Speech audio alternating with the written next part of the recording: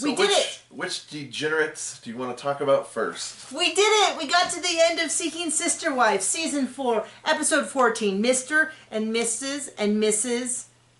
and Mrs. Has there ever been such a satisfying, fulfilling end to a season? Of anything? I demand explanation as to why there's not a tell-all. Why is there not a tell-all? You mean they didn't close up everything? No, we didn't even see 3 of the couples. We got like a little paragraph at the end, which was super, like, they couldn't have even had done like a wrap-up interview or something. And then, once again... Well, at least we got to see the big breakup.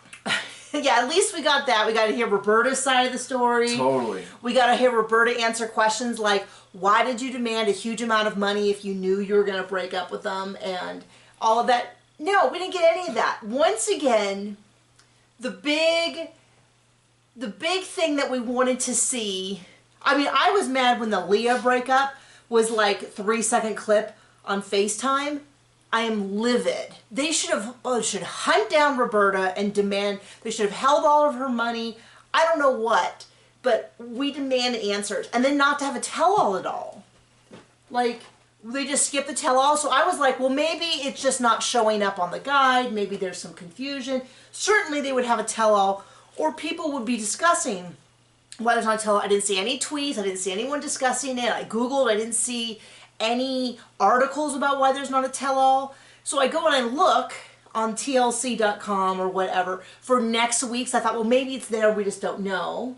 And I look and there's 9 hours of different 90 Day Fiancé shows. Ain't doing that. No. I mean, people are always asking us, well, why don't you do this? Why don't you do that? Why don't you recap this? And hey, I'd be happy to pay us like Garrett paid whatever her name was. We're going to need Roberta money for this. No, yes. I mean, we would gladly 100%. Do it, but we just haven't seen that our audience transfers over to any other show. Pay us $9,800 a week. I'll watch whatever stupid show you want and say, heck, tell me what to say about it. Yeah. I mean, for that amount, we will live Zoom with you and tell you our opinions. Yeah.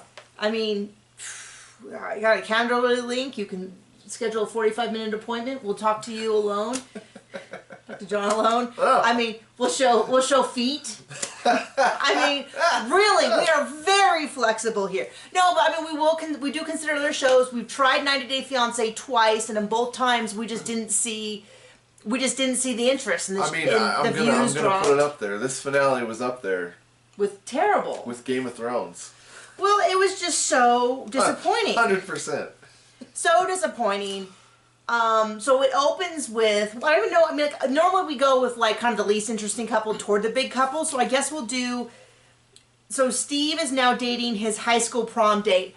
I legit thought they were saying he was dating his son's prom date. I think, because I was so geared that he was going to be dating someone really young, so when he said his former prom date, in my head was like, oh no, they must mean his son's former prom date. I'm frustrated because I know I saw a line where he said, my loyalty is to April. And other people mentioned seeing it, and I swear we didn't see it this season. You don't remember seeing it? I don't remember seeing it. Other people were. Now, I might have missed it. I do not have the most amazing memory, especially when I'm trying to also write down notes. And we're trying to brainstorm things that we want to discuss. Well, we're also playing on our phones. I did not have my phone. You will not put that lie on me. When God strikes you, I don't want to be hit collateral. But the point is, I didn't hear it. Now, somebody made a really good comment. I meant to reply. Sometimes the comments get going so fast that I don't reply, but I read them all, and I, in my head, reply a lot of times. I'm sorry for that. But someone said, oh, I think that's about his daughter versus April. Wonderful guess. And in fact, now I'm thinking, I bet you that is the case, and it was just cut that way to make it look differently. To be slightly interesting? Yeah, to make it look like, you know. But I swear we never saw it. It's weird to me because it felt like none of the storylines, the closest storyline that was finished felt like Ariel, Tasha, and Sidian as a storyline, because last week we saw her.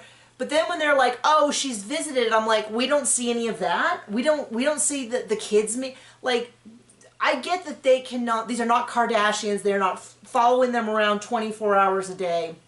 I get that.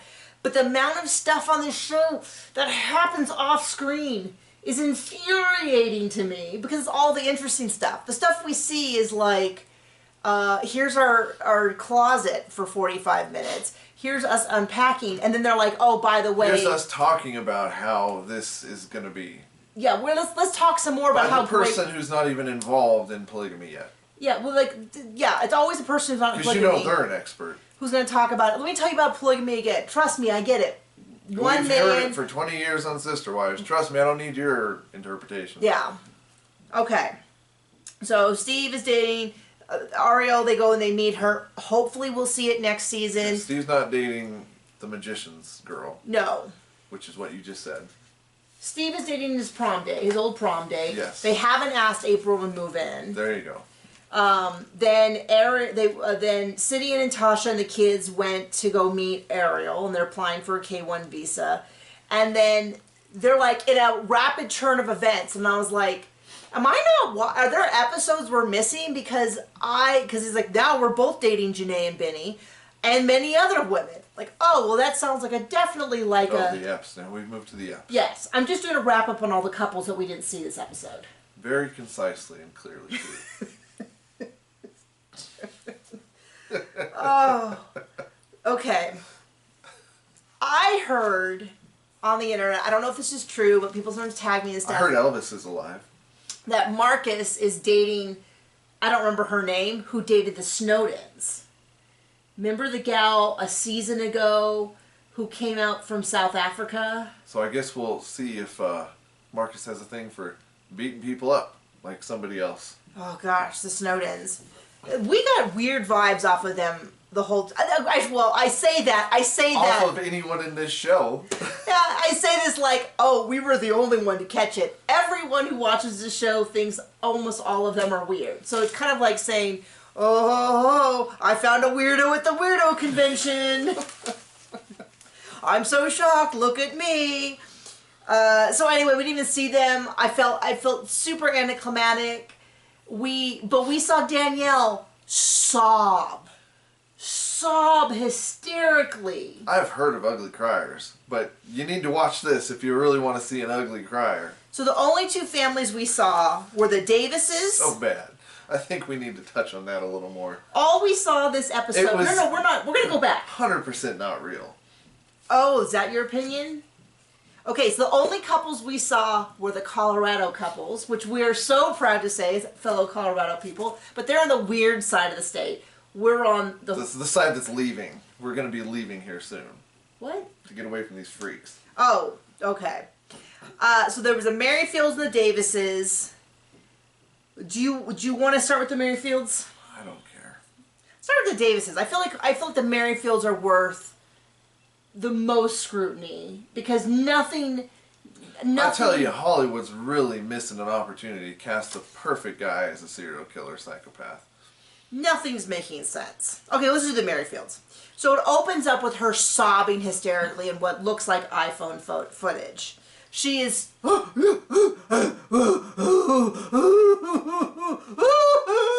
mean, just. I mean, it is. Sorry. It's over the top. It is. I. To put it lightly. Don't know that I have cried that hysterically. That's a good word for it. Hysterically. If I had to guess, it would be when we had one of our miscarriages, which I think is totally justified. Okay. Well, you're not an ugly crier. Well, yeah, no, that was not the biggest John's concern. No, but I'm saying like the level that she's giving is like what we normally see in TV shows for like the loss of a child or a spouse or something. I think it was a release of, oh, for heaven's sakes, at least we don't have to go through this again. I mean, maybe we later on... Because, man, when they cut back to the smirk of her saying, I don't think Roberta likes this when they were dating that other person, man, I was like, oh, that's the truth right there. That's as much of the truth as that show has ever shown. I'm interested in maybe becoming a therapist because it's interesting to me what people really think.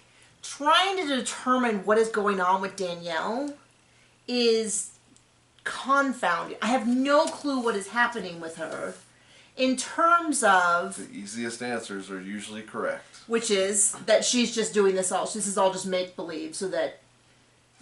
I mean, I think she's trying to convince herself. So that Garrett doesn't know that she's really happy that Roberta's not coming. I'm thinking she's just sobbing over the money. As if Garrett cares for anything but himself. I'm thinking she's sobbing over that money. Well... So we later on found out that they sent her... So speaking of people who make good decisions, here's one.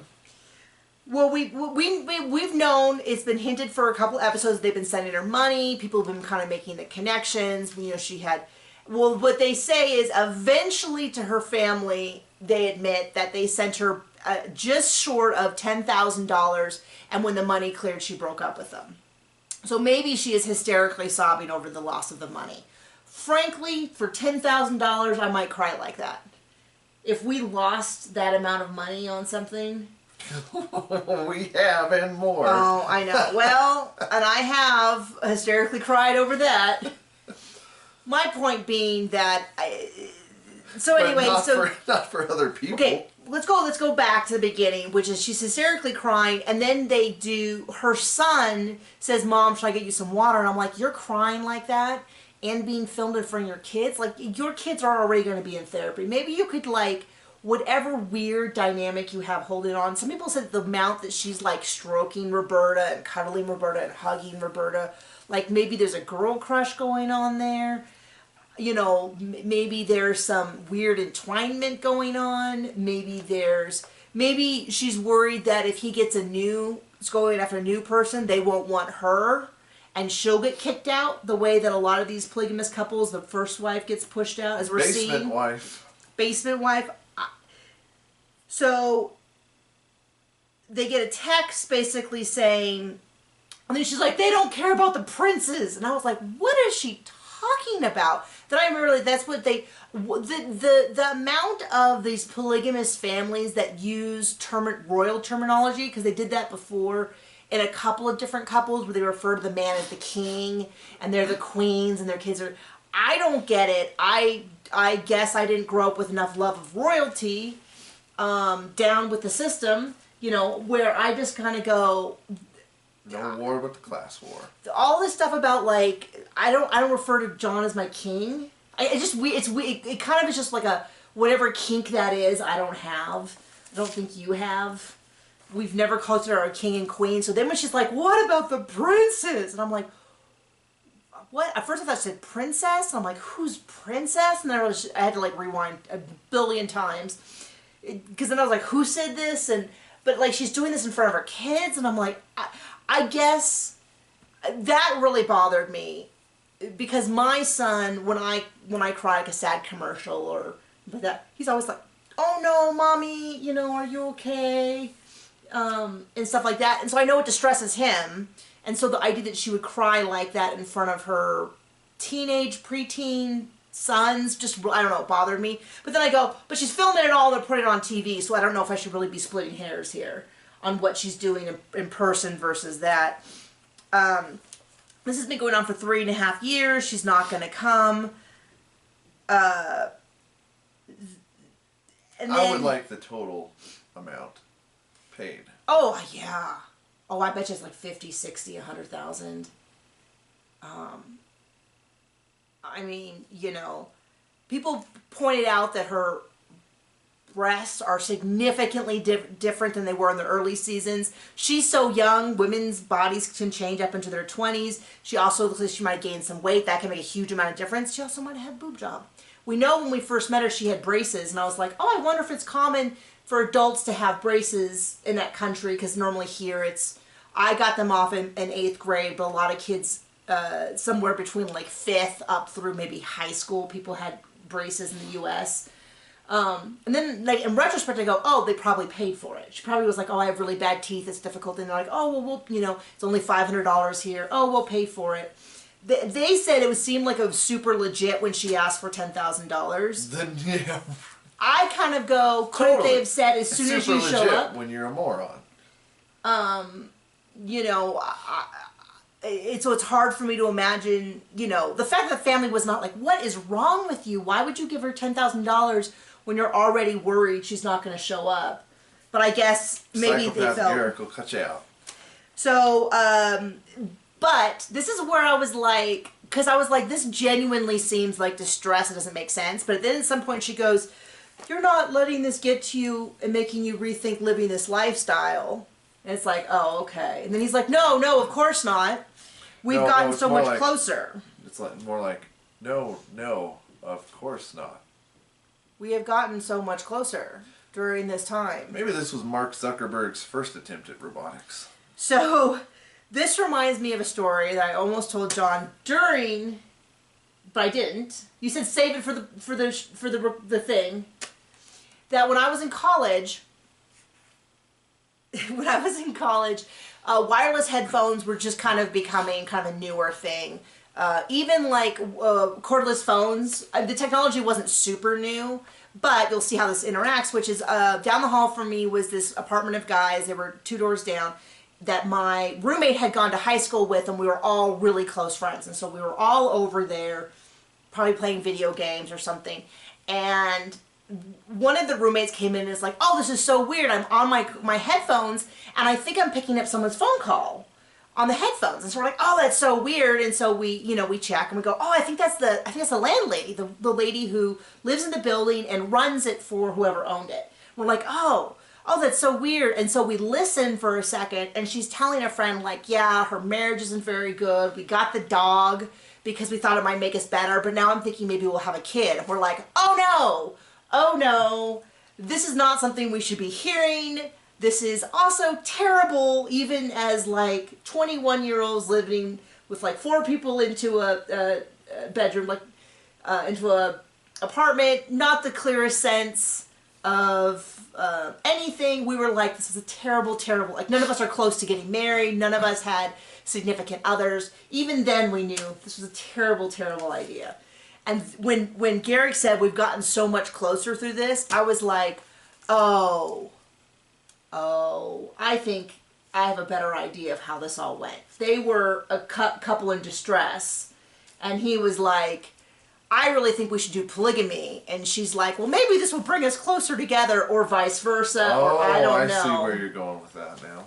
And so, I know, I took the long way home on that one. We took the detour. Long detour.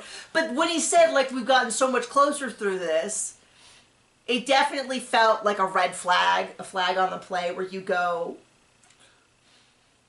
Not much ain't a red flag with that. Everything about this is a red flag. So then the family comes over. We're going to tell the family what's happening. She's moving... And, like any healthy person, wanting to mourn the loss, of course you break out the alcohol. Because that makes everything better. So much. Well, the other weird thing about that is more ugly crying came out for sure. Garrick has not cried. Garrick, who sobbed every time he saw Roberta, has not even shed a tear over losing his fiancée of 3.5 years.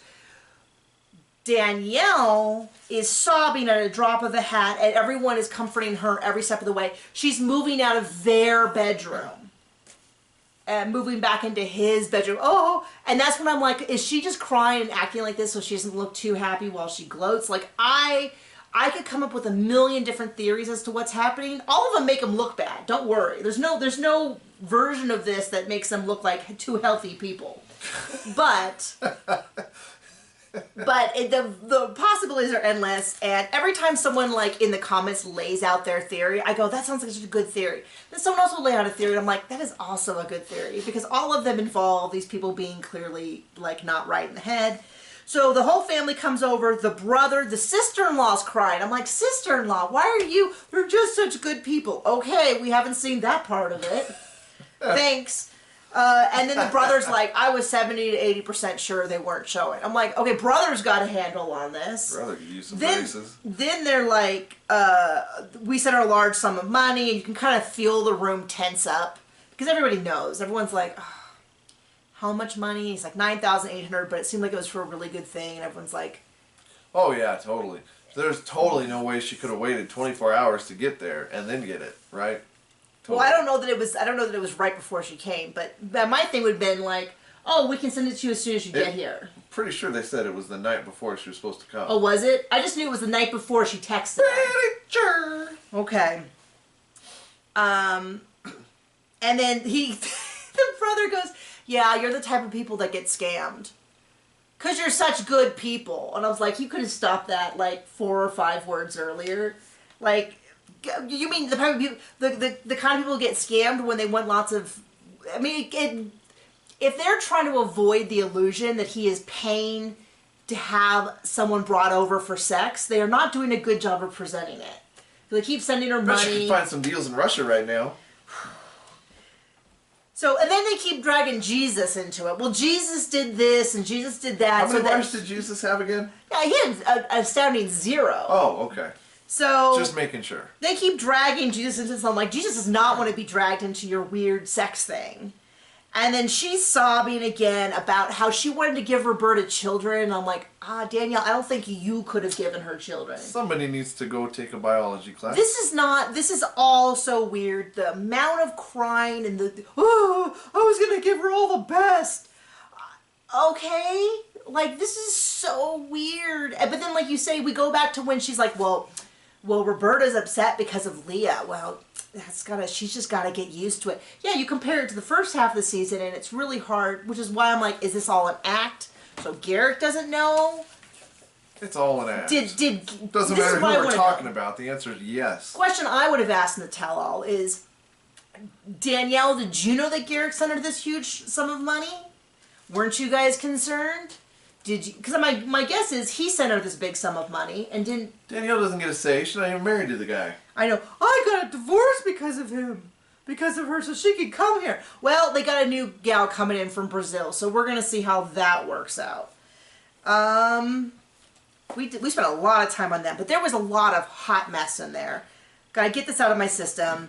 The Davises, that is Nick, Jennifer, and April, and then Danielle. I'm going to say one thing about Jennifer's outfit. Which is there wasn't enough of it. The skirt looked like a slip to me. And it was just so surprising to me that she wore something that exposed her whole pregnancy belly when she hasn't dressed that way. Now, maybe they filmed and maybe she always dresses that way. However, she wasn't dressed for not her wedding, someone else's wedding, but their wedding, because technically they're joining the family. It was just kind of surprising. You were upset because they said, we all decided to wear the same color dress, and then you were like, that is not the same color dress. I mean, I don't even think, even if you're colorblind, you can see that they're not the same color. One was ivory, one was white, and the other was like a champagne blush. I mean, I don't know what to say, but it wasn't the same color as the other two, and the other two weren't the same color as the other. I mean, nothing matched. Nothing matched. What bothered me, and I was on my phone for this, because I was like, are those molded plastic bouquets? Because they looked like they were just... Well, let's back this up. You know what I think? Flower color and weddings. Well, the whole wedding color... Number one color's got to be black, right? Gotta have that in there. Black and white. Well, if you want to have a black and white wedding, that is fine. Well, I don't know. I don't see black flowers as good signs. In general, but John, you're being an old fuddy-duddy because the goths love the black. Okay, well, definitely not a goth. So I spent an inordinate amount of time Googling plastic wedding bouquets, and you finally said, I think they're silk. And we got a really close-up look, and so I went, and you can buy an almost identical, but they have a bunch of gems in them, for $35 on Amazon, of a black and white bouquet where they're like roses, but they're made out of like silk ribbons, but they're so tightly packed and all together. So I spent an inordinate amount of time researching that because it really bothered me. I know, it shouldn't bother me that much. So we see William, who's 13, is back and is going to be in the wedding. And I was like, oh, glad whoever that is. I mean, I'd go back to the first episode again and watch. There seemed to be more camera people in the wedding, filming them, than there were actual people. Appeared to be Danielle's one friend, who appeared in an episode last week, and his family, and no one else. Which is a huge red flag, because it's like, if it's all of their wedding, why weren't there more people from their work? Well, there were at least, 12 people there. Yeah, I mean, it's just his family. It sounds like they're probably local. Well, he brought everyone from his work. So funny. And then during Jennifer's, all of the like, you're my king language makes me really uncomfortable. in general, if that's your kink and that's how you want to do it, that's fine. But when you're trying to prove that, even his dad said he kind of looks like a pimp. And even his dad was like, well, it might look like a pimp because he's got all these women who go out and work for him while he sits at home and does nothing. But they love each other. And during I was like, the vows, who said, I just want to bow to you. Yeah, I just want to bow to you. And I was like, this is not screaming healthy dynamic. Now, if that is their... clearly this is their thing. I don't understand that at all. But they keep going back to like, oh, we can pleasure all of us. He doesn't have a job. He doesn't have a job. This is not some huge accomplishment. If I had nothing to do all day and did nothing but just pretend to read and write, lounge about, then yeah, you wouldn't have any problem. Like, they make it sound like this is some huge accomplishment in his part. Well, it's like, yeah, you know why the rest of us don't have as much energy? Because we're working all day and we're tired. We're being beat down by capitalism. Well, you know, you just get to sit at home and have all your bills paid, and then they come home and feed you. I don't know.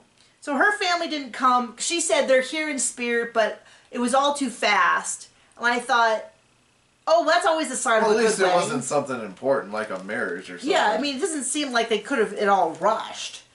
And then the dad's talking about how this is like kind of looks like a pimping situation, but they all love each other. And I thought, oh, well, that has never been. What an endorsement. And then they're like, and we're looking for more people. That's the final thing. And they're looking for more people. I'm like, well, you gotta. It's like that pyramid scheme. Every time you bring someone in, they cost a little more. So then you gotta bring on someone else. He's gonna keep finding these women and bringing them in. Pretty soon you run out of basement. Then they get up to do the vows. And he's like, well, there's not much more to say. Oh, Captain reads a lot? Couldn't you have been working on these? You have 8 hours a day to work on your vows. You couldn't have whipped up something a little bit more? What else is there to say? Well, that pretty much sums it up. Yeah, that's pretty much it. So, coming up next week is Sister Wives. I'm so excited. We're going to do a video in a couple days on one of the People articles. I'd really like $9,800 an episode to do that, because... that's 2 hours out of my life that I'll never get back. Yeah. Worth less. Yeah, it's good stuff. We're looking forward to it.